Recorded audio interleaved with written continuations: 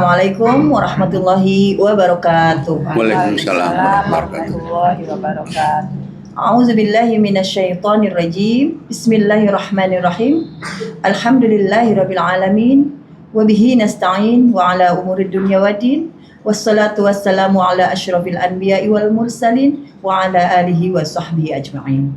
Rabbi shrah li sadri wa yassir li amri wahlul 'uqdatam min lisani yafqahu qawli. Rabbana la tuzigh qulubana ba'da idh hadaitana wa hab lana min ladunka rahmah innaka antal wahhab. Rabbi zidni ilma, Rabbi zidni ilma.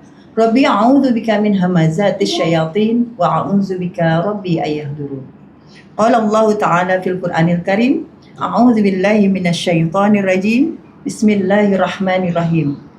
Surat At-Takwir ayat 20 dan 28, 27 dan 28. In huwa illa dzikrul lil alamin liman syaa'a minkum ayyastaqim. Yang artinya Al-Quran itu tidak lain adalah peringatan bagi seluruh alam, yaitu bagi siapa di antara kamu yang menghendaki menempuh jalan yang lurus. Shadaqallahul azim. Alhamdulillah, pada siang hari ini kita kembali Pak Ustazah untuk podcast Quran bil Quran, Nurun ala Nur, cahaya di atas cahaya. Alhamdulillah telah hadir para bintang tamu kita. Alhamdulillah sehat semua ya ibu-ibu bapak. Alhamdulillah. Semoga kesehatan selalu Allah memberkahi kepada kita semuanya. Amin ya rabbal Untuk alamin. memperkenalkan kepada bintang tamu, saya persilahkan kepada Ustazah Yuli Halim. Baik, alhamdulillah. Terima kasih Ustazah Ani Muhali. Alhamdulillahirabbil alamin. Pada siang hari ini kita sudah kedatangan tamu-tamu istimewa kita. Masya Allah. Mereka juga nanti akan menceritakan bagaimana mereka sebelum dan sesudah ngaji Quran bil Quran bersama Pak Kiai. Alhamdulillah, mari akan saya perkenalkan bintang tamu kita yang pertama, ada Bapak Wardana. Alhamdulillah. Terima kasih atas kedatangannya Pak Wardana. Waalaikumsalam warahmatullahi wabarakatuh. Bintang tamu kita yang kedua, kita kedatangan Ibu Hajah Maoni. Masya Allah. Alhamdulillah. Terima kasih kedatangannya Ibu. Dan bintang tamu kita berikutnya ada Ibu Epi. Alhamdulillah. Waalaikumsalam. Terima kasih Bu Epi atas kedatangannya. Dan tamu kita terakhir ada Ibu Endang. Alhamdulillah. Waalaikumsalam. Terima kasih Bu Endang atas kedatangannya. Dan seperti biasa, podcast kita pada siang hari ini akan dipimpin oleh Ketua Yayasan Hazanah Kebajikan Bapak Kiai Dr. Andes Haji Najamuddin Siti. Kepada Pak Kiai, persilakan. A'udzubillahi minasyaitonirrajim. Bismillahirrahmanirrahim. Rabbi shrah li sadri wa yassir li amri wahlul 'uqdatam min lisani yafqahu qawli. Rabbana la tuzigh qulubana ba'da idh hadaitana wa hab lana min ladunka rahmah innaka antal wahhab. Rabbi zidni ilma, Rabbi zidni ilma. Rabbi a'udzubika min hamazatis syayatin wa a'udzubika Rabbi ayahdurun. Rabbi anzilni manzalam mubarakah wa anta khairul munzilin. Allahumma shalli ala Muhammad wa ala Muhammad kama shallaita ala Ibrahim wa ala Ibrahim fil alamin innaka Hamidum Majid. Rabbirhamhuma kama rabbayani shaghira, Rabbirhamhuma kama rabbayani shaghira. Assalamualaikum warahmatullahi wabarakatuh. Waalaikumsalam warahmatullahi wabarakatuh. Alhamdulillah kita sekarang podcastnya berada di kawasan Hazanah Kebajikan. Yayasan Hazanah Kebajikan itu adalah membawai 4 lembaga. Satu lembaganya SD. Alhamdulillah SD-nya ini lagi naik daun nih. Malah ada nanti SD yang kelas bilingual, kelas 2 bahasa. Nah, yang kedua, lembaga kedua adalah MTS. MTS itu setingkat SMP. Ini udah lebih dulu maju. Dan kelas bilingualnya sudah lebih duluan. Alhamdulillah. Yang ketiga adalah SMK. SMK ini berkembang juga sekarang nih SMK-nya. Nah, mudah-mudahan dengan dorongan doa-doa kita makin maju lagi. Nah, kemudian lagi Madrasah Aliyah. Madrasah Aliyah juga ini makin berkembang juga ini. Karena kita lihat perkembangannya luar biasa sekarang itu. Nah, mudah-mudahan dengan doa kita semua, doa umat Islam semua, pada lembaga ini makin maju untuk mencerdaskan anak bangsa. Yang kedua adalah Hazanah Kebajikan itu mempunyai boarding school. Jadi boarding school itu anak-anak yang tinggal di sini diasramakan dan sekolah di sini. Nah, yang anak yatim piatu itu gratis, nggak bayar kan. Tapi kalau yang masih ada orang tuanya, dia tinggal asrama nggak bayar, tapi sekolahnya bayar. Nah, kemudian juga Hazanah Kebajikan juga mempunyai gedung tahfiz. Jadi anak-anak yang mau hafiz Quran 1 juz, 2 juz, ada yang 3 juz, ada 4 juz, ada 10 juz, ada yang lebih, ada 15 juznya. Nah, ini ada gedungnya spesial. Dan juga Hazanah Kebajikan juga membawahi ekonomi umat. Nah, ekonomi umat ini ada perdagangan jual beli, misalnya jual beli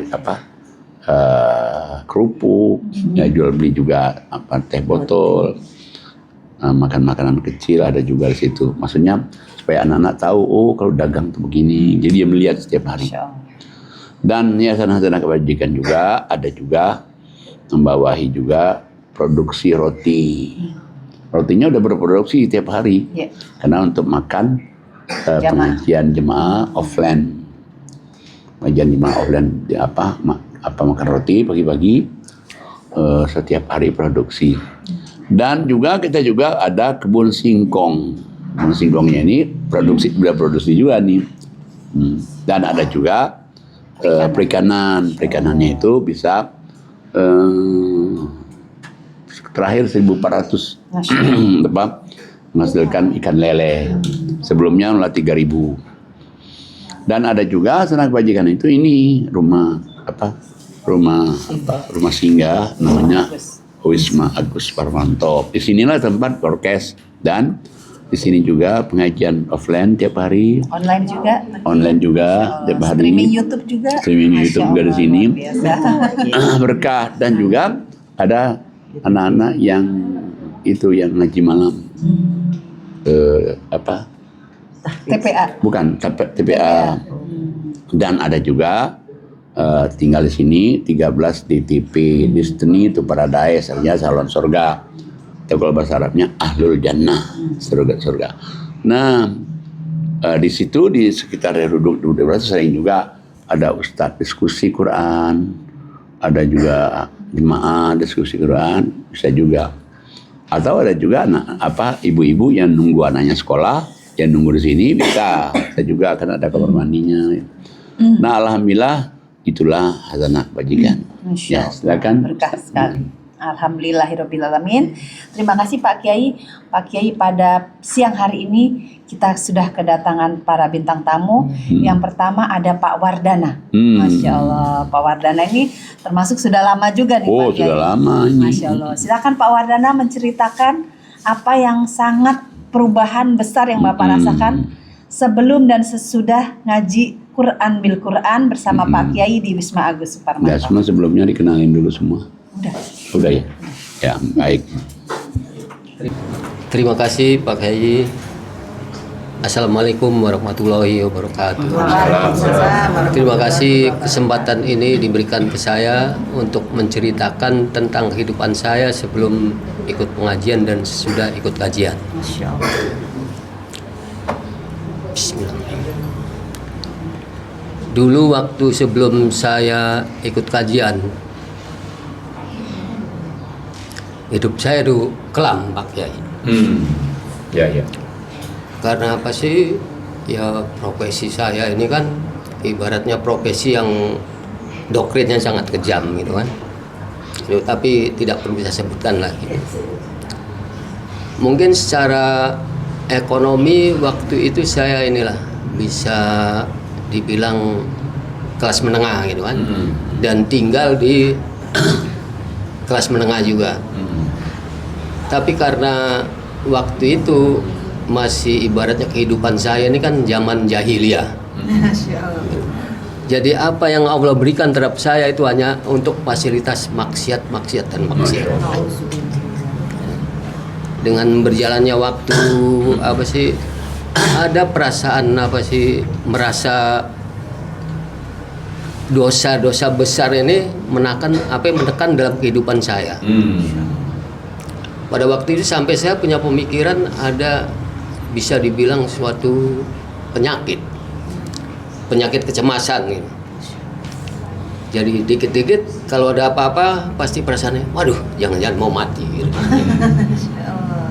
Ya bisa jadi karena apa sih dosa-dosa yang saya lakukan ini karena saya jujur dosa besar itu sudah saya lakukan semua. Gitu. Dengan berjalannya waktu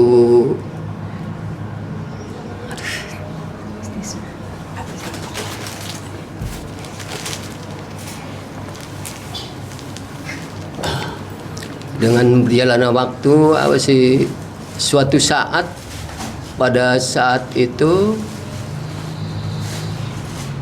sebelum ini ya di dalam diri saya itu seperti kalau memperlakukan anak-anak gitu kan. Kalau pas saya telepon nggak diangkat, emosi, oke. Ini anak nih sama orang tua nggak tahu diri, ditelepon sama orang tua gini. Pokoknya emosi yang tidak terkendali. Temperamen.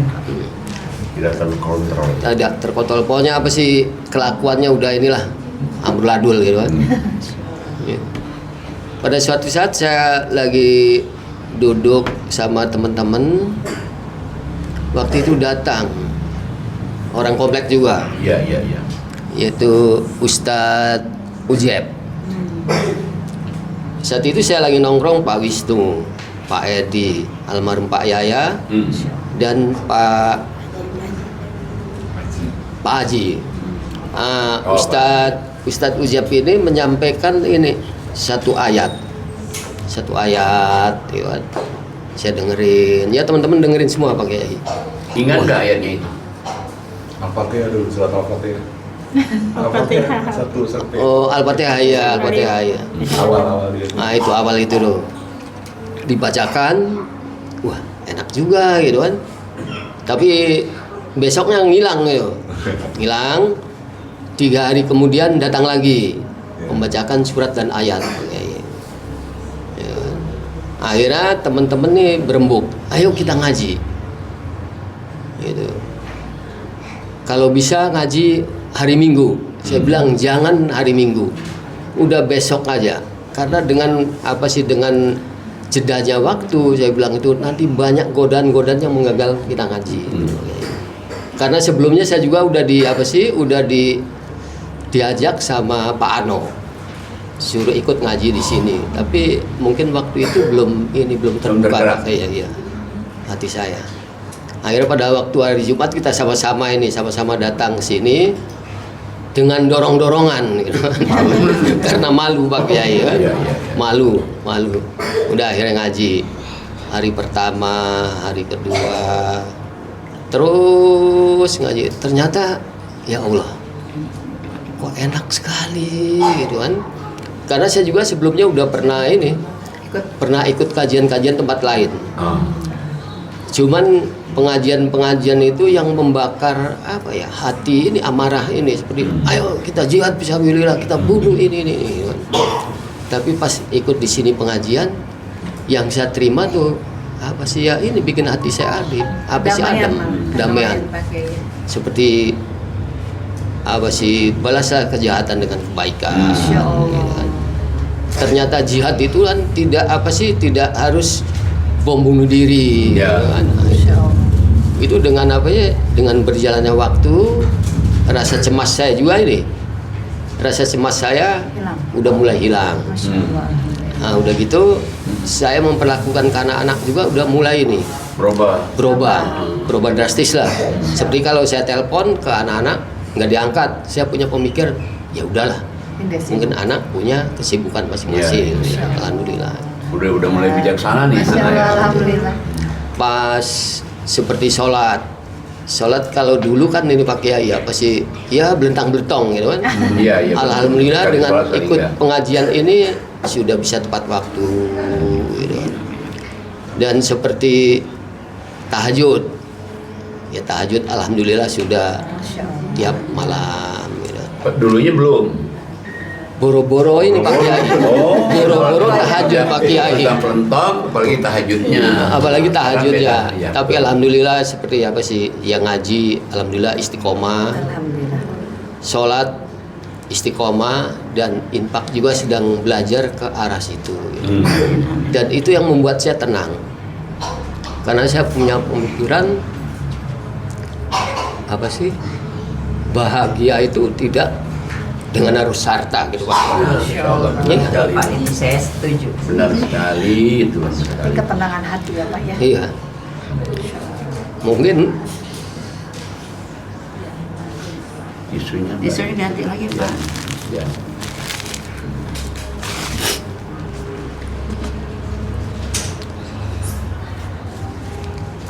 saat ini saya nggak punya apa-apa Kiai. Rumah nggak punya, kendaraan nggak punya, tapi hidup saya lebih tenang. Hidup saya lebih tenang. Iya, iya, iya. Karena apa? Saya pikir bahwa semua itu hanya titipan Allah. Betul. Suatu saat saya harus kembali ke Allah, hanya amal ibadah saya yang dipakai. Insyaallah.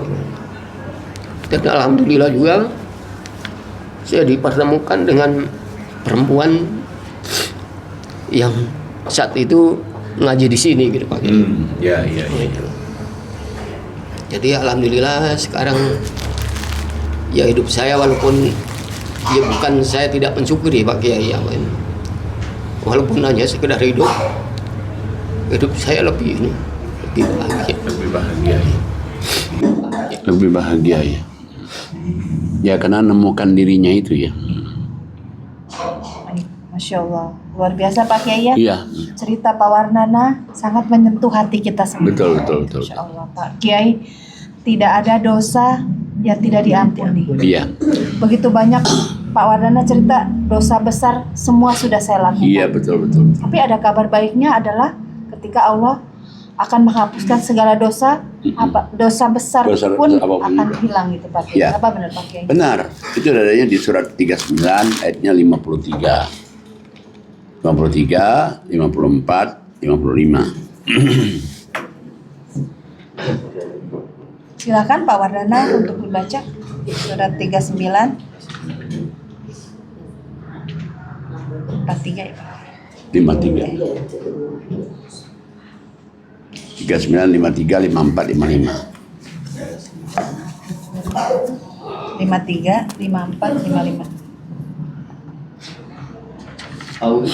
A'udzubillahi minasyaitonirrajim. Bismillahirrahmanirrahim. Katakanlah, wahai hamba-hambaku yang melampaui batas terhadap diri mereka sendiri, janganlah kamu berputus asa dari rahmat Allah. Sesungguhnya Allah mengampuni dosa-dosa semuanya. Sungguh, Dialah yang Maha Pengampun, Maha Penyayang. 54. Dan kembalilah kamu kepada Tuhanmu dan berserah dirilah kepadanya sebelum datang azab kepadamu, kemudian kamu tidak dapat ditolong. 55. Dan ikutilah sebaik-baik apa yang telah diturunkan kepadamu Al-Quran dari Tuhanmu sebelum datang azab kepadamu secara mendadak, sedang kamu tidak menyadarinya. Nah, jadi kalau kita lihat ayat ini, Allah memanggil hai orang-orang yang melampaui batas. Satu-satunya ayat nih. Kalau hai Rasul banyak, hai Nabi banyak, hai manusia banyak, hai orang beriman banyak. Tapi ada satu nih, hai orang-orang yang melampaui batas. Jangan kamu berputus asa dari rahmat Allah. Allah itu mengampuni dosa-dosa kamu semua. Semua. Kalau bahasa Arabnya itu jami'ah semuanya. Kalau bahasa Inggrisnya everything. Jawab semua.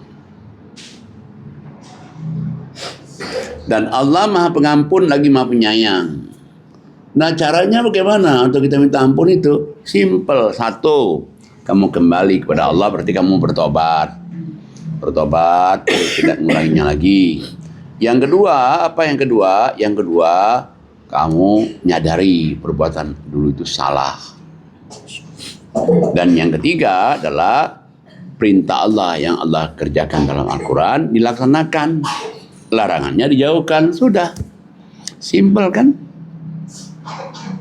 Malah sebetulnya ini semua orang bisa kan? Simpel sekali itu.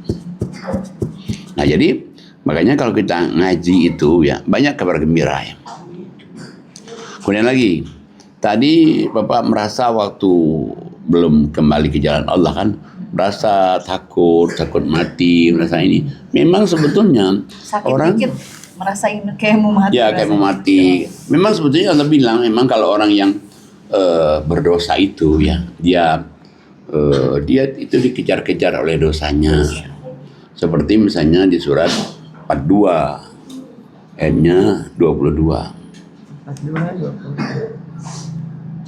Silakan Hajah Oni untuk membaca. A'udzubillahi minasyaitonirrajim. Bismillahirrahmanirrahim.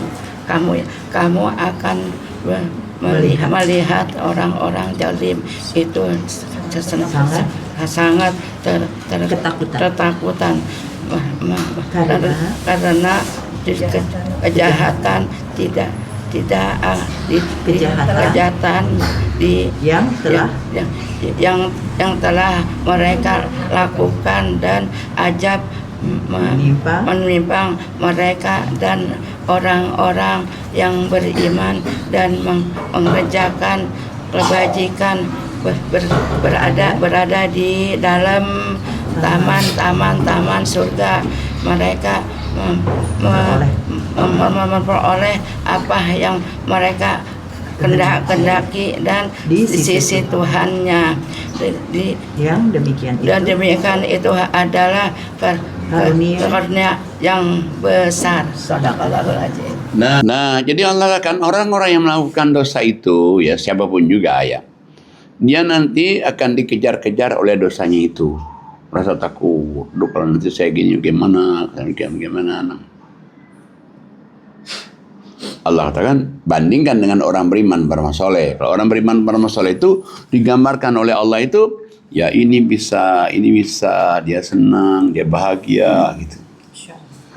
Jadi digambarkan dengan surga itu ya taman, tenang, hijau itu kan. Sebenarnya itu kan gambaran. Gambaran kalau orang beriman beramal soleh itu berarti damai, tenang, bahagia. Sementara kalau orang yang berdosa tadi, dia tidak minta ampun, akan selalu galau, ketakutan aja. Gimana nih kalau gini? Gimana kalau gini? Nah makanya tadi itu sebetulnya memang ada di Quran Allah sebutkan itu. Nah setelah Bapak tadi berjihad, tadi kan pemikiran Bapak kan kalau jihad itu perang, melempar bom misalnya kemana, itu malah jahat itu. Bukan jihad. Iya. Nah malah jihad itu, sesungguhnya jihad itu, ya surat 25, 52 itu jihad. Surat 25, 52. Silakan Ustazah Ani. Baik, saya baca surat Al-Furqan ayat 52. A'udzubillahi minasyaitonirrajim. Bismillahirrahmanirrahim. Maka janganlah engkau taati orang kafir dan berjuanglah terhadap mereka dengan Al-Quran dengan semangat perjuangan yang besar. Nih, coba dipikir orang bahwa berjihad itu adalah dengan ya bom, lemparin rumah orang di luar Islam, salah itu. Nyakiti orang lain, nyakitin orang, merugikan orang. Nah, jihad itu, Allah Ta'ala yang namanya jihad itu, dia bersungguh-sungguh dengan ngaji Quran. Jadi orang ngaji Quran itu jihad sebetulnya itu. Banyak kan kalau ada orang ngaji Quran tuh kadang-kadang ada aja cobaannya. Bisa cobanya dari teman, bisa cobanya dari sini. Padahal kita udah ngaji, ya memang. Karena jihad kan pahalanya besar nih. Kadang-kadang kita misalnya mungkin sama siapa gitu, kita masuk kita baik begini, tapi orangnya langsung caci maki kita. Nah itu bisa jihad juga itu. Itu ujiannya Pak Kiai. Ujiannya, karena pahalanya besar. Insya Allah. Pahalanya besar itu. Nah, jadi ini yang orang-orang kadang-kadang banyak yang tidak pahami. Selalu kalau bicara jihad itu, wah pasti merusak nih. Nah, padahal dengan orang ngaji, Memerangi orang lain. orang ngaji itu adalah jihad itu. Orang tahajud malam itu jihad. Orang bersedekah, misalnya dapat rezeki dia bersedekah itu juga jihad. Nah, dari tinggal makan 3 inilah nanti akan timbul nanti senang dan bahagia. Banyak makin kita ngaji makin senang, makin kita ngaji makin senang. Apalagi dengan ngaji, dengan tahajud, dengan berinfak sedekah. Wah itu nggak ada kesenangan dan kebahagiaan kecuali orang-orang yang melakukan itu. Insya Allah. Pak Kiai, menarik tadi yang dikatakan Pak Wardana adalah dulu sebelum saya ngaji, saya termasuk ekonomi yang menengah. Punya ini, punya itu. Tapi hidupnya tidak tenang. Setelah ngaji nggak punya apa-apa, tapi lebih tenang, Pak Kiai. Itu gimana itu konsepnya? Ya memang sebetulnya. Jadi makanya kalau orang ngaji Quran itu Allah merubah cara berpikir kita. Kalau tadi mungkin kita berpikir dunia nih. Tapi setelah kita ngaji, sholat itu dirubah oleh Allah. Dirubah oleh Allah itu kenapa? Karena Allah ingin merubah dia. Kalau dia mati, dia masuk surga kan. Nah, cuman kalau dia nggak ngaji, nggak bisa itu. Makanya kan begitu tadi Pak Wardana sudah mulai ngaji, mulai tahajud, terus mulai belajar sedekah tadi, maka inilah orang yang beriman bermasoleh. Masya Allah. Banyak di surat 16 ayat 97. 16-97. Silahkan Ustazah Yuli Halim. Baik, saya akan baca surat 16 ayatnya 97. A'udzubillahi minasyaitonirrajim. Bismillahirrahmanirrahim. Barang siapa mengerjakan kebajikan, baik laki-laki maupun perempuan, dalam keadaan beriman, maka pasti akan kami berikan kepadanya kehidupan yang baik, dan akan kami berikan balasan dengan pahala yang lebih baik dari apa yang telah mereka kerjakan. Sadaqallah. Nah, jadi orang yang beriman dan bermasoleh tadi ngaji, yang sholat, yang infak sedekah tadi itu ya, nanti Allah akan berikan kepadanya itu kehidupan yang lebih baik. Kehidupan lebih baik itu tadi misalnya kita ketakutan, jadi bahagia. Tadi kita ada cobaan, mungkin tuh ngamuk-ngamuk, jadi enggak. Ya tak? Satu hal yang tadi yang menarik itu coba. Selama ini kan kalau ditelepon anak nggak ngangkat, ngamuk. Nah sekarang udah bijaksana nih. Oh kalau telepon anak, marah kali dia lagi sibuk. Positive thinking. Iya, jadi nah itu tuh kan apa sifat yang seperti itu kan nggak ada jualannya itu untuk obatnya itu, nggak ada pelnya itu.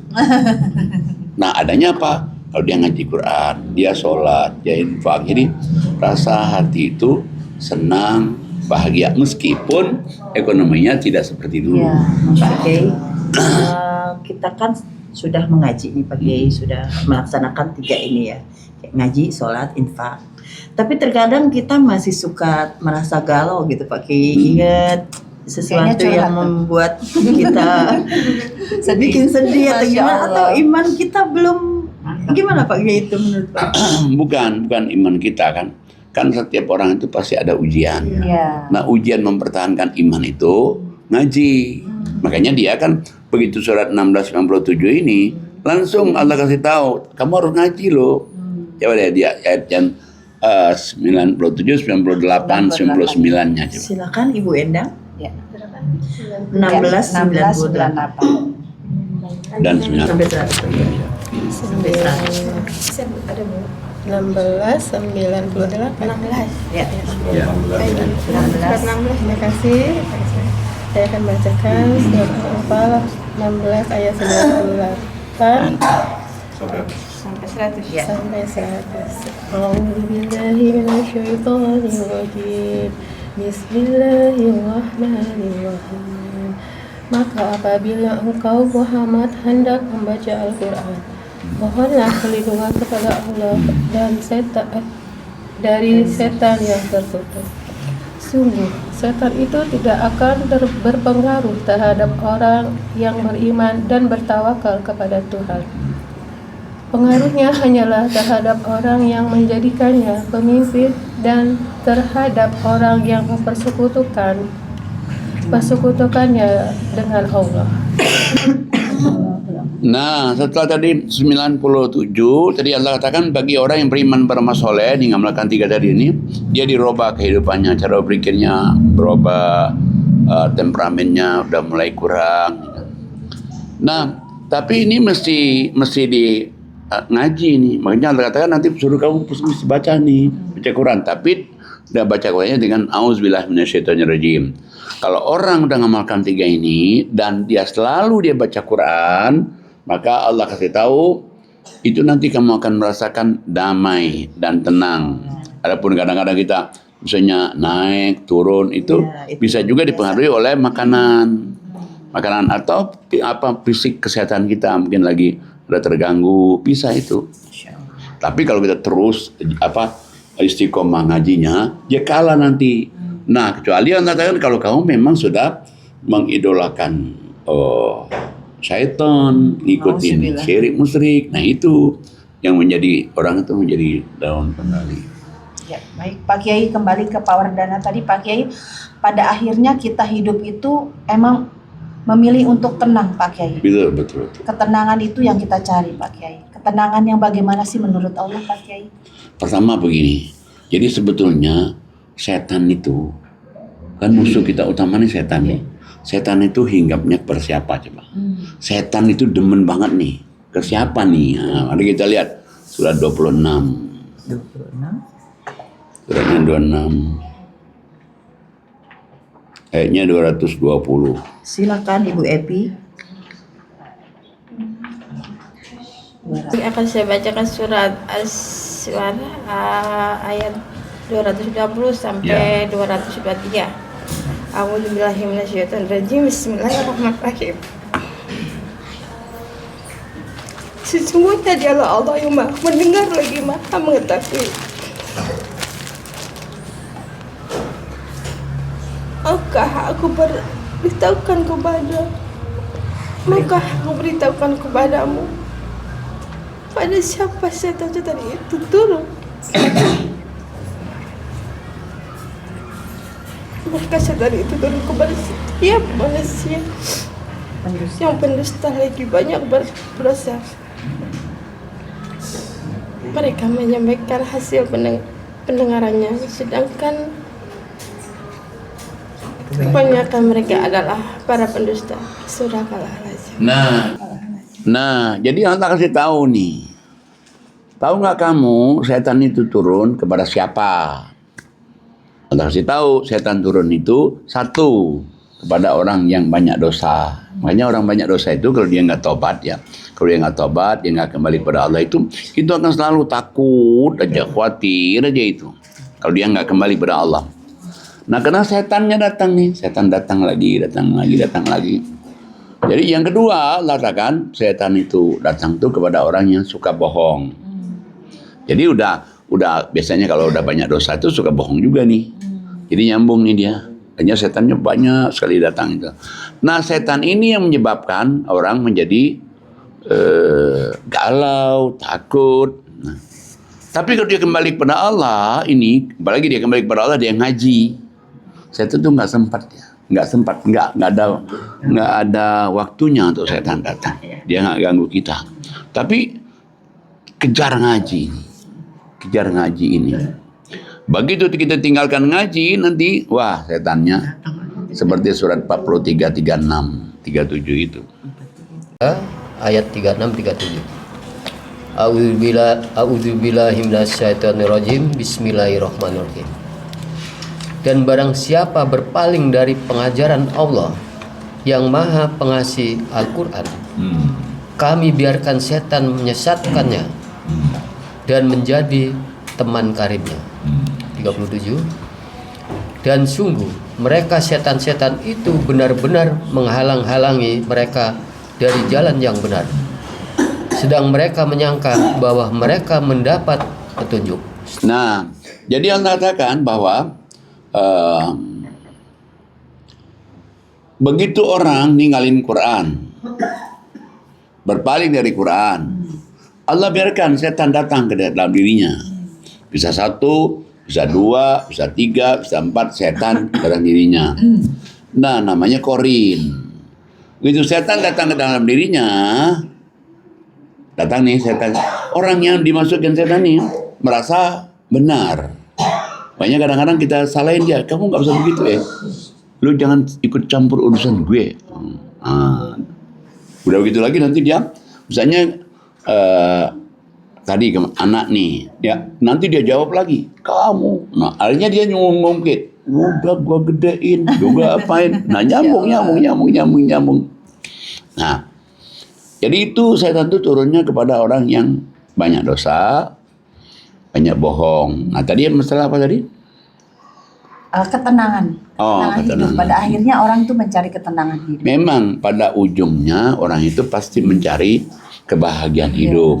Karena nggak ada, sebenarnya kalau kita perhatikan ada orang nih, di sini dia kerja pagi mati-matian. Ujungnya itu yang dia kejarkan pasti Pak. Kejar apa? Misalnya apa?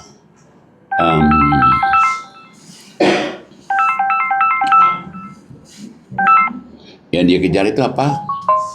Supaya dapat banyak uang, beli rumah, dibawain anak, jalan-jalan. Nah, tapi udah dapat ini, belum tentu dia tenang.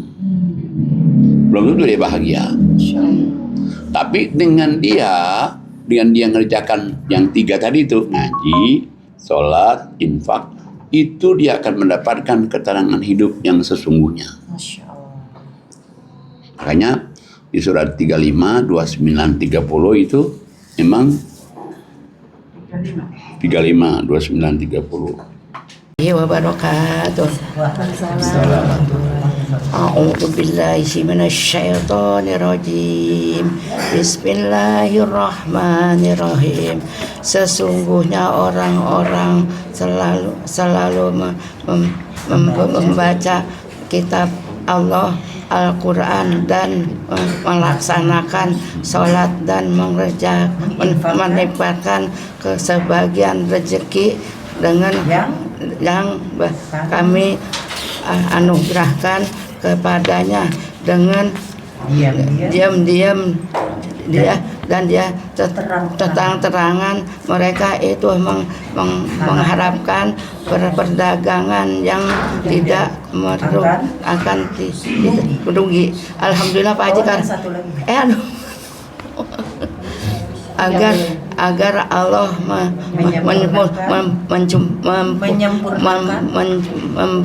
menyempurnakan pahala pada mereka dan menambah karunia-Nya. Sesungguh Allah Maha Pengampun, Maha menyusuri.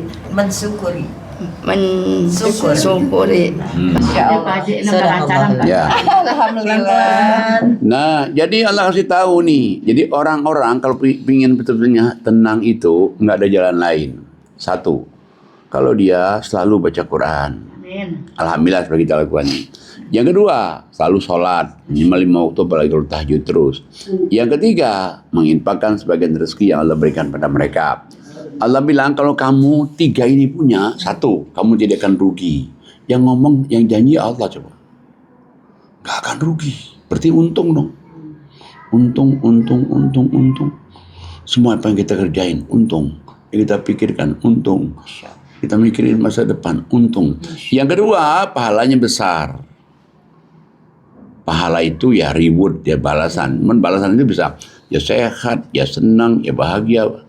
Yang ketiga adalah Allah berikan kepada kamu karunia. Jadi karunia itu ya bisa berupa apa yang kita inginkan ada, apa yang kita inginkan ada. Termasuk teman baik, sahabat baik, itu karunia, lingkungan baik.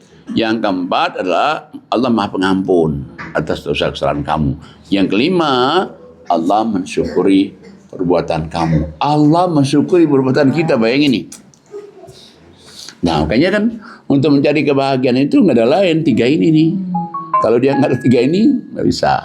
Ada orang kadang-kadang dia sholat, dia infak sedekah, tapi kalau dia tidak ngaji, cepat apa namanya? Daun lagi. 1 sudah daun lagi, kemudian lagi dia nggak istiqomah juga.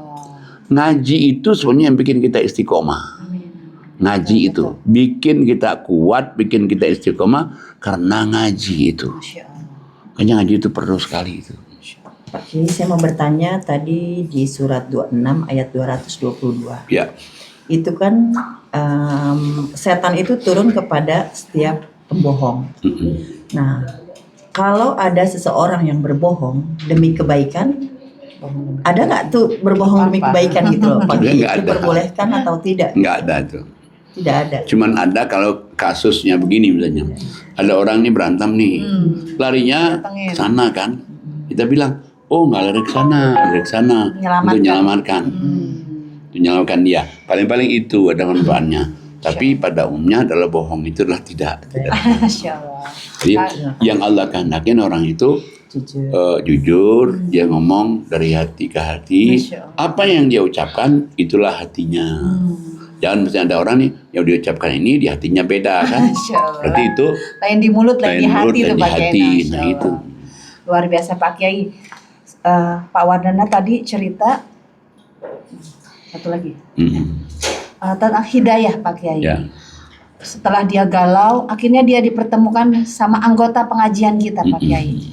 Dan dia mau ikut kajian. Artinya emang dia yang mau atau emang Allah sudah kasih dia karunia itu untuk mau mengambil hidayah itu? Iya. Pertama sebenarnya Allah menghendakin orang itu dari dirinya dulu ada maunya. Dia membuka dirinya hati, ya? membuka mau, baru Allah datang seret gitu. Tapi kalau dirinya saja nggak mau, gimana coba? Jadi kita nih mau ini nih, kita mau ini yang kita mau ini. Jadi kalau kita mau ini, berarti kita ada keinginan ini nih. Ada keinginan ini, nanti Allah buka nih jalannya. Jalannya ketemu sama Ujeb tadi, sama ini. Karena merasakan bahwa dengan tadi kan galau, ya takut mati dan sebagainya. Bisa begitu. Alhamdulillah. Baik, terima kasih Pak Kiai. Kita berlanjut ke tamu kita yang kedua. Alhamdulillahirabbil alamin. Baik Pak Kiai, kita kedatangan tamu yang kedua nih Pak Kiai. Ada Ibu Endang. Masya Allah. Bu Endang silakan menceritakan sebelum dan sesudah Bu Endang ngaji di sini dan bisa sampai ngaji di sini tuh gimana Bu Endang? Assalamualaikum warahmatullahi wabarakatuh. Salam. Alhamdulillah saya dipertemukan dengan Pak Kiai dan saudara-saudara yang lainnya. Sebelumnya saya tuh kayak orang hidup sendiri di tengah keramaian. Oh takut di Rasa sepi di keramaian ya. Hidup sendiri di tengah keramaian. Oh hidup Terasa seperti itu Pak Kiai. Oh selama ini. Iya. Tapi alhamdulillah saya punya suami yang sebenarnya sih tidak mau mendengarkan, tapi membebaskan saya apa yang saya ingin lakukan. Tapi dengan syarat hanya ke masjid atau berkumpul dengan yang baik lah, yang positif gitu ya. Ya, terus saya waktu itu kan pernah kerja. Saya pikir-pikir anak saya nakal-nakal. Apa yang saya harus lakukan? Orang tua saya pengen membahagiakan gitu pada tua. Maksudnya udah pada rentak gitu ya. Saya izin sama suami. Kayaknya saya kerja terus, anak saya juga nggak ini gitu. Pas saya hamil yang ke 2 tahun kemudian, yang udah 2 tahun ini, saya izin ke suami, bolehkah saya keluar dari pekerjaan? Itu terserah kamu, karena saya sebelum nikah kamu sudah bekerja, dan bapak kamu izin sama bapak dan suami kamu yang pertama, ini suami yang kedua. Jadi saya tidak ada hak. Yang penting jangan menyalahkan saya kalau ada sesuatu, atau jangan menyalahkan diri sendiri kalau kekurangan. Akhirnya saya berhenti. Pas berhenti suami bilang, gunakan uangnya untuk umroh.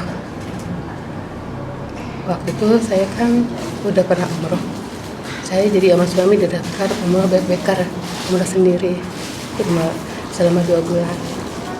Dibebaskan sama suami gitu. Terus akhirnya saya berangkat umroh sendiri. Iya, backpacker. Umroh mandiri. Oh, umroh mandiri. Iya. Oke.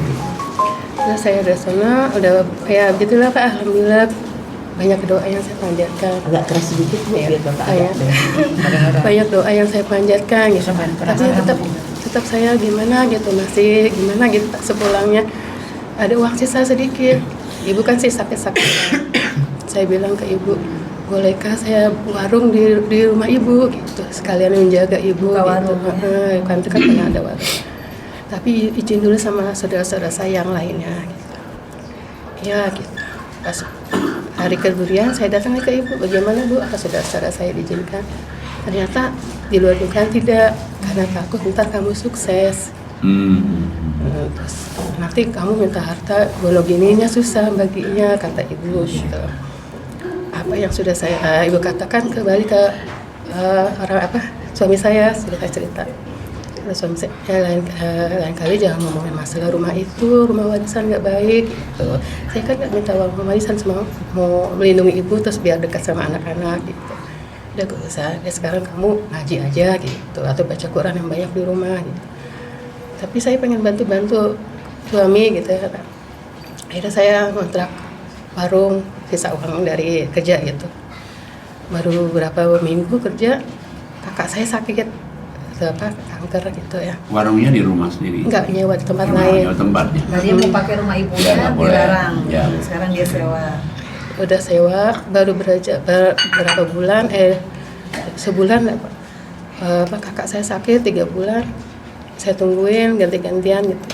Pas mau buka warung lagi, wah hancur warungnya dan isi-isinya. Karena musibah gitu ya? Iya, karena kelamaan. Gak tahu juga. Terus saya bilang sama suami, kata suami udah istikharah dulu atau istirahat. Ibu juga belum istirahat dulu. Waktu saya warung itu, karena saya senang warung, saya nyicil kurban. Nyicil kurban baru dapat 2.100.000. Nah sekarang tinggal sisa 700 nih. Sekarang pas lagi bingung-bingungnya, saya ketemu sama Bu Ida. Saya kan senang di sholat jamaah, senang di masjid. Sini. Ida mana? Bu Ida yang di sini Pak. Oh iya. Kayak kenalan, saya kira dia yang jaga masjid. Ternyata bukan. Nah, ibu udah dari mana? Kayaknya lelah gitu. Saya habis ngaji di mana? Di sini. Bukan, di Hasanah Kebajikan. Saya ingat dulu pernah anak saya pondokkan di sini, cuman kabur. Kabur, anak yang ketiga. Terus ngaji ya. Ibu Ida tidak mengajak saya ngaji. Beberapa hari kemudian ketemulah Bu Ida, saya dagang gitu. Kok nggak dagang lagi? Ya gini-gini saya cerita gitu. Ketemu saya lagi saya mau jalan ke pasar. Di situ ada rumah makan gratis. Ibu Ida dengan teman-temannya makan di situ. Saya janjian sama Bu Ida, besok mau kemari lagi. Enggak, saya ngaji dulu. Gitu. Oh, jam berapa Bu? Jam 11-an baru nyampe sini. Oh, akhirnya lama saya nggak ketemu Bu Ida. Ketemu lagi, itu saya lagi mau ke pasar, ketemu dengan teman-teman Bu Ida, tapi nggak ada Ibu Idanya. Dengan Ibu Azizah, kalau nggak salah, saya kenalan. Ibu Azizah ngomong lagi, nggak ada ini makan gratis lagi. Kayaknya yang punya lagi sakit, saya bilang gitu. Oh ya udah nih mau duhur kita sholat dulu. Bu Azizah ngajak saya sholat di masjid terdekat situ, bukan di UIN ya Pak, di Logoso. Akhirnya sholat Bu Azizah, saya permisi saya mau doa lama gitu. Ibu sendiri nggak apa-apa gitu. Setelah saya doa, Bu Azizah nanya, kamu nggak pulang? Nggak Bu, saya mau ke pasar. Saya cerita, ini ada maulud, mau ikut nggak? Kata Ibu Azizah. Gimana Bu, di Logoso? Ayo Bu, janjian Bu, saya nggak bisa, saya ngaji. Oh ngaji di mana Bu? Hasanah Kebajikan. Oh ada taksinya nggak Bu? Ada. Gitu. Bayar nggak Bu? Soalnya kalau ngaji biasa bayar sih kata gitu. Ya enggak, di sana malah dikasih uang kata Bu. Oh gitu. Ya udah Bu. Saya mau ke maulid dulu, saya belum ada gerakan Pak. Waktu itu belum ada getaran mau ngaji gitu. Karena harus izin dulu sama suami kan. Udah tuh ternyata itu kan hari Senin apa ya? Saya lagi mau puasa. Kamisnya ketemu Bu, Kamisnya ketemu Bu, lagi jalan gitu mau ke pasar ketemu Bu Ida. Dari jauh Bu Ida. Jalannya kan ada susah. Oh, saya mau nolongin apa gimana ya buat teman jalan gitu. Yang mana ya? Yang di Logoso yang biasa duduk di belakang. Oh, bukan Bu Aida yang suka catatin. Bukan Kak Ida. Yang jalannya. Ida belakang. Kasihan jalannya gitu, saya temenin jalannya gitu. Ini mau kemana Bu? Saya mau ngaji di Hasanah Kebajikan. Oh gitu. saya temenin, tapi kayaknya bahasa saya ada yang menyinggung perasaannya gitu. Entah apa, saya nggak ngerti. Aduh gimana ya, saya mau mundur, takut ntar dosa saya gimana gitu Pak. Akhirnya saya, apa ini perasaan saya, ibu ini marah gitu dengan perasaan saya. Kenapa tadi? Dia ada bahasa yang agak menyinggung Bu Ida itu, khawatir dia ngomong salah salah bicara. Akhirnya udah kamu pergi aja Kak, saya mau sendiri kata Bu Ida, saya biasa pergi sendiri. Kamu diajak ngaji sini oleh Bu Ida. Enggak diajak ngaji, ketemu di jalan. Dia mau nolongin karena kaki Bu Ida itu jalannya agak susah. Ya, jadi mau jadi teman. Tiba-tiba Bu Ida itu kayak nggak enak sama dia gitu, tersinggung lah. Bahasanya tersinggung. Iya terus. Terus sampailah ke sini. Si ibu. Saya sama nyampe ke sini akhirnya. Sama Bu Ida. Iya, karena saya takut ada bahasa yang benar-benar padahal cuma perasaan saya doang gitu. Terus ketemu Bu Ajizah, kata Bu Ajizah, kamu saya sini gitu ya. Terus Bu Ajizah dipanggil Bu Ida, nggak tahu ngomong apa, terus saya disamain Bu Ida, kamu dimarahin ya sama Bu Ida, sama Bu Ida ya gitu. Saya bilang nggak tahu, cuma bahasanya memang ada yang aneh gitu. Udah nanti kalau ditanya orang siapa yang ngajak kamu, bilang aja Bu Ajizah gitu. Ada Bu Ajizah awalnya cuma pembukaan doang. Ya udah Bu, saya mau haji taksim gimana ya? Kebetulan ada Bu ketemu di jalan ya, dikenalin sama Bu Ajizah gitu ceritanya. Tadinya tuh saya kesini izinnya sama suami ke pasar karena jalan sama Bu Aida nggak jadi ngaji. Akhirnya izin sama suami diizinin. Hasil pas pulang suami oke, nggak apa-apa gitu, ngasih saran, ngasih semangat. Rumah di mana Ibu? Saya di UIN di pas gerbang UIN pertama. Masya Allah. Dari Jauh mas juga suami ya. diizinkan. Jauh juga ya. Terus apa sekarang yang Ibu rasakan setelah ngaji di sini? Kan ini memang ekonomi saya setelah nggak kerja, suami kan udah pernah ngomong, suami tuh nggak pernah ngasih saya uang. Tapi yang penting siapa anak kamu yang mau nurut saya dan mau Al-Quran baca, saya nafkahin, saya apapun saya kasih. Ternyata anak dari suami pertama ya? Iya, ternyata anak yang dari suami yang mau nurut dia semua satu. Terus disekolahin, dikuliahin, tapi saya nggak boleh minta apa-apa. Gitu. Maksudnya nggak bisa dikasih uang gitu, tapi yang penting ada makanan gitu. Ya udah alhamdulillah, ya saya nggak marah itu, yang penting saya dikasih kebebasan. Terus akhirnya yang saya bingungin itu ya anak-anak yang kedua masih ada musuh dengan saya gitu. Maksudnya musuhan tuh karena saya nikah lagi. Oh, anak ibu yang kedua. Yang istri dari Yang suami suami pertama, seperti membenci dia karena dia menikah lagi. Oh, suaminya. Anak. Oh, anak suami pertama. Ya. Terus yang kata suami dan orang tua juga sebelumnya sama saudara-saudara saya kurang suka ketika saya menikah lagi gitu. Kata suami jaga jarak saja. Tapi setelah saya ngaji di sini, ke Pak Kiai ngomongnya beda dengan suami saya gitu. Tidak boleh memutuskan silaturahmi. Iya gitu. Saya bingung, tambah bingung lagi karena saya sholat, pikiran lagi kebutuhan ekonomi. Saya mikir anak pasti kebutuhan ekonomi. ketemu kemarin ketemu Pak Kiai kan, saya minta tolong doain. Oh, kemarin ya. Yang di mobil itu. Hah? Yang di mobil, ketemu di mobil. Oh iya, di mobil aja. Ya kesulitan ekonomi, terus ada cicilan yang belum terbayar, cicilan kurban gitu kan. Saya malu masa yang mau diundur gitu. Pak, alhamdulillah Pak Kiai ngasih 2 ayat. Saya lakukan setiap sholat. Perhatian saya tenang, tapi kok gak ada gerakan untuk nyari uang, saya bingung. Gimana saya? Padahal tuh waktu makin dekat gitu. Pas saya tanya teman saya mau tukar pikiran nih, saya butuh uang. Artinya buat kurban tahun Buat kemarin? kurban sekarang. Oh sekarang. Kata teman saya, ngapain bingung, kamu kan punya tabungan. Saya lupa kalau saya punya tabungan. Mendingan lupa tabungan. Bukan abang Adit di tangan ibu itu. Kalau kita tabungan, kita ingetin banyak. Gitu. Kalau pantesan saya nggak ini, alhamdulillah saya langsung sujud syukur gitu. Ternyata doa dari Kiai waktu hari Jumat itu dikabulkan. Dia minta doa. Dia waktu itu minta doain sama Pak Kiai. Dikasih 2 ayat. Dan dijalanin itu, setelah itu dia dapat dari temennya itu kalau dia punya tabungan gitu. Pak Kiai. Ada jalan keluarnya untuk melunasi itu ya Mbak. Iya, Alhamdulillah. masih Berapa bulan Ibu sudah ngaji sini? Mau 4 bulan. Masya Allah. Itu yang apa?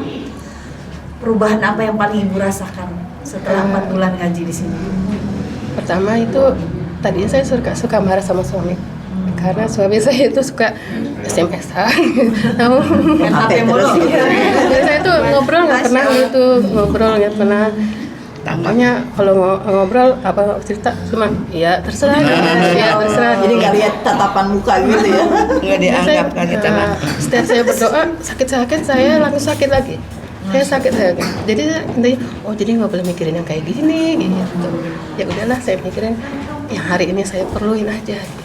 Saya doain yang suami insya Allah pasti berubah. Kemarin dia berubah, dia ngajakin saya jalan. Saya bingung, saya tolak gitu. Karena saya tolak karena suasananya tuh hujan gitu, dan saya juga ngantuk habis dari sini. Kan maaf kayak saya selama di sini saya sholat dari jam 1:30 sampai pulang dari sini. Jadi mata itu belum terpejam gitu. Dan saya biasakan seperti itu. Nanti 10:30 baru saya tidur. Iya. Jadi itulah ya ketemu Quran. Luar biasa. Jadi banyak hal-hal yang Ibu temukan setelah ngaji ini. Berarti termasuk tadi kasih dua doa tadi langsung ingat kalau ada jalan keluarnya. Dari masalah yang sedang dipikirkan Ibu ini. Dan yang pasti lebih sabar sekarang ya Bu ya. Iya. Alhamdulillah, Masya Allah. Ya. Nah makanya kan kalau kita istiqomah lagi ini kesampaikan nilai takwa. Nah itu yang Ibu lebih rasakan lebih dahsyat sekali. Seperti di surat 65 ayat 2 tapi alannya terakhir tuh. 65 ayat 2. Ke alanianya terakhir. Ustazah Yuli silakan. Ini alinea terakhir. 62 Ya. ayat 2 ya. A'udzubillahi minasyaitonirrajim.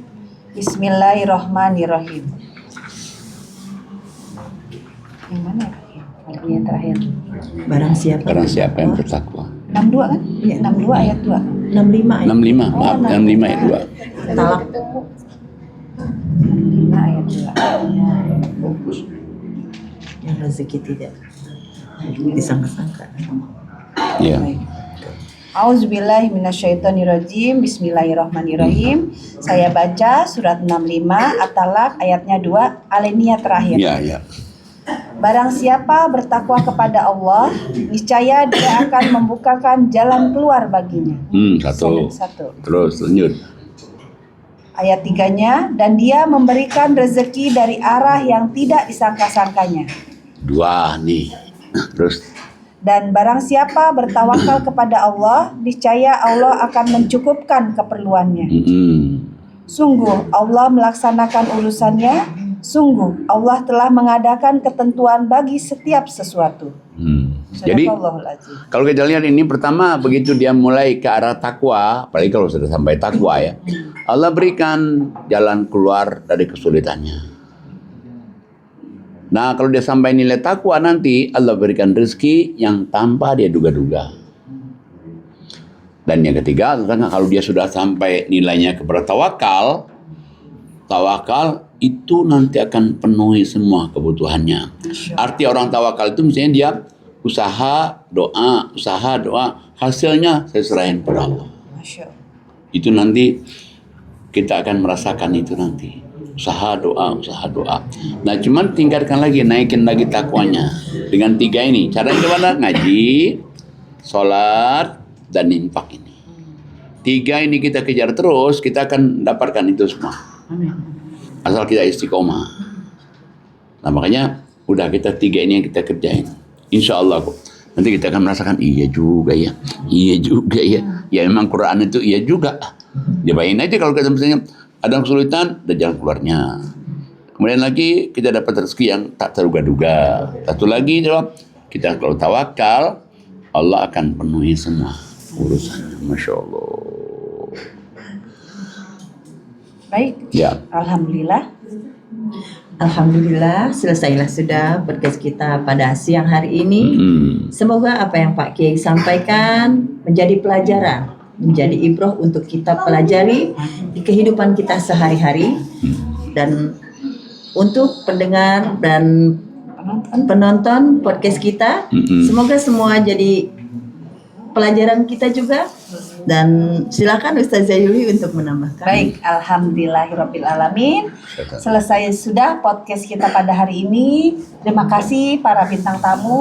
Semoga apa yang tadi kita diskusikan, ayat-ayatnya bisa kita amalkan dalam kehidupan sehari-hari. Dan semoga Allah juga bisa menjadikan kita bisa menyampaikan walaupun hanya satu ayat ya Bu ya dalam kehidupan kita sehari-hari. Baik, saya akan membacakan surat Az-Zumar ayat pertama. A'udzubillahi minasyaitonirrajim. Bismillahirrahmanirrahim. Tanzilul kitabi minallahi azizil hakim. Yang artinya kitab Al-Quran ini diturunkan oleh Allah yang maha perkasa, maha bijaksana. Sadaqallahul azim. Alhamdulillah. Jangan lupa subscribe, like, share, and comment. Sebelum kita tutup, mari kita doakan Pak Kiai. Semoga Pak Kiai selalu sehat. Amin. Apapun yang sedang Pak Kiai rencanakan, rencana-rencananya, keinginannya, doa-doanya, baik di Mekah, Madinah maupun di sini, semoga diijabah oleh Allah Subhanahu wa Ta'ala. Semoga keluarga Pak Kiai sakinah mawadah warahmah. Anak cucu keturunan Pak Kiai menjadi hamba yang soleh dan soleha. Sukses urusan dunianya, sukses juga urusan akhiratnya. Dan semoga podcast ini, Yayasan Hazanah Kebajikan dan program-program yayasan semoga dimudahkan, dilancarkan oleh Allah. Allah kirim donatur-donatur yang istiqomah. Amin ya robbal alamin. Sebelum saya tutup, mari ucapkan hamdalah. Alhamdulillahirabbil alamin. Wabillahi taufiq wal hidayah. Wassalamualaikum warahmatullahi wabarakatuh. Waalaikumsalam warahmatullahi wabarakatuh.